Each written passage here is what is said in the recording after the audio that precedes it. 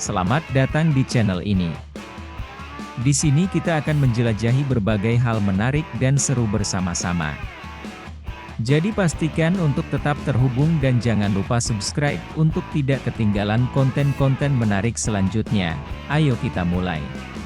Kekalahan dari Irak membuat timnas Indonesia total mengoleksi 7 poin dari 5 pertandingan grup F. Ini membuat tim asuhan Shin Tae-yong sudah tidak mungkin finish lebih tinggi daripada runner-up klasemen kualifikasi Piala Dunia 2026. Sebaliknya, Irak yang punya 15 angka dari 5 laga, sudah pasti lolos sebagai juara grup F. Hasil timnas versus Irak hari ini menunjukkan masalah pertahanan yang pelik untuk Garuda. Dalam 45 menit awal, mereka bisa menahan imbang The Lions of Mesopotamia. Namun, handball Justin Hubner berbuah penalti, pelanggaran Jordi Amat menghasilkan kartu merah, dan error Hernando Ari membuat gol kedua Irak yang merampungkan laga.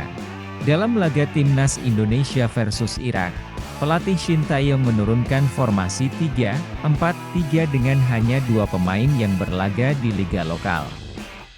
Lini tengah Garuda diisi oleh Tom Haye dan Nathan Choeaon, sementara itu, 2 fullback jadi milik Sandy Walsh dan Shane Pattinama. Di kubu Irak, pelatih Jesus Casas memakai formasi 4-2-3-1. Sebagai ujung tombak, ada Aimen Hussein, penyerang Al-Quwa Al-Jawiyah berusia 28 tahun. Nama lain adalah Zidan Iqbal, Utrecht, hingga Amir Al-Amari, Halmstad. Kedua tim saling mengimbangi dalam 10 menit awal. Dengan posisi sulitnya menembus Garuda, gelandang Osama Rashid melakukan percobaan dari luar kotak penalti. Tembakan datarnya masih menyamping dari gawang Hernando Ari. Sebaliknya, Garuda terus mencoba menyisir sisi kanan dan kiri lapangan. Menit 15, sebenarnya Irak bisa membobol gawang Indonesia via Ibrahim Bayes. Hanya, gol tersebut dianulir wasit Son Evans karena sang gelandang Al-Quwa terlebih dahulu mendorong lawan. Garuda tidak menyerah begitu saja. Rafael Stuik punya momentum usai melakukan skill individu dan membuka ruang. Hanya, sang penyerang Ado Den Haag terlalu memaksa untuk menembak alih-alih mengumpan pada Shane Pattinama. Sepanjang 45 menit pertama, timnas Indonesia lebih banyak menguasai bola daripada Irak. Garuda terus menekan lawan di tengah sore yang terik dan menguras fisik. Beberapa peluang tercipta, tetapi sentuhan terakhir tidak maksimal. Misalnya, Shane Pattinama, 41, yang lebih memilih mengumpan ke tengah daripada menembak sendiri di dalam kotak penalti. Skor 0-0 berlanjut hingga turun minum. Irak datang ke paruh kedua dengan tenaga lebih banyak. Menit 53, The Lions of Mesopotamia mendapatkan hadiah tendangan penalti. Ini terjadi setelah Justin Hubner menghalau umpan silang dengan tangan. Wasit Son Evans menunjuk titik putih dan Aimen Hussein yang jadi eksekutor. Dengan dingin, Hussein mengirim tembakan ke sisi kiri gawang Indonesia. Hernando bisa menebak, tapi bola meluncur lebih cepat. Skor 0-1, Garuda tertinggal.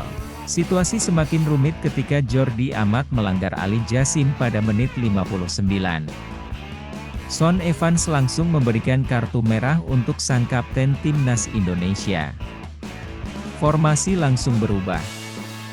Shin Tae-yong memasukkan Pratama Arhan, Asnawi Mangkualam, hingga Ivar Jenner. Drama untuk Indonesia masih berlanjut. Ali Jassim yang tidak terkawal menerobos masuk ke kotak penalti. Tidak ada pilihan lain bagi Hernando Ari kecuali menjatuhkannya. Sekali lagi Indonesia terhukum. Namun, tendangan Aimen Hussein terbang tinggi sekali. Timnas Indonesia makin oleng ketika Irak terus menekan mereka.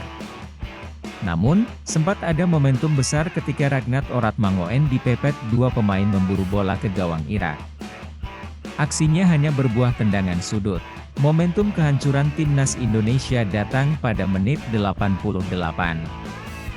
Bermula dari umpan Asnawi kepada Hernando, sang kiper kebingungan ketika didekati 2 pemain Irak. Ia berupaya melewati lawan, tetapi bisa diserobot.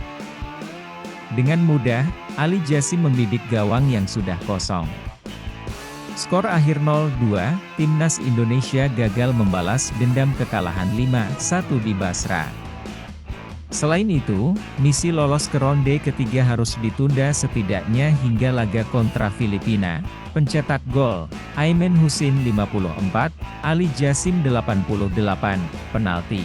Terima kasih telah menonton video kami hari ini. Jangan lupa untuk like, komen, dan subscribe agar kita bisa terus berkembang bersama. Sampai jumpa di video berikutnya. Terima kasih.